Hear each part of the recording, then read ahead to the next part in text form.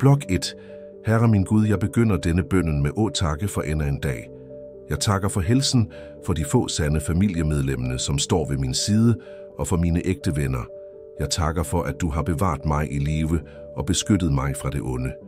Jeg er lykkelig for, at jeg altid kan stole på den hellige ånd, som stadig leder mig og gør det muligt at vandre i lyset af din vilje. Blok 2. Jeg takker for, at du har ladt dit ord blive hos os. På den måde kan jeg høre dig og forstå mere og mere, hvordan en sand kristen bør vandre. Min mester, jeg tilbeder dig, for du har opfyldt dit ord i mig. Jeg har været i mange situationer, hvor jeg troede, at graven var den eneste udvejen, situationer jeg selv havde skabt med mine egne hænder. Blok 3. Men som det står skrevet i dit ord, i ordsprogene 3, 5-7. Stol på Herren af hele dit hjerte, og støt dig ikke til din egen forstand.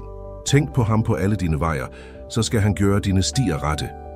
Vær ikke vis i egne øjne, frygt Herren, og vend dig bort fra det onde. Blok 4. Etter at have fulgt denne sandheden trofast, forvandlede Herren min vej, som var bestemt for døden, til liv. Jeg er taknemmelig for din kærlighed. Selvom vejen til frelse er smertefuld og ensom, ved jeg, at jeg altid kan stole på dig, Herre. Blok 5.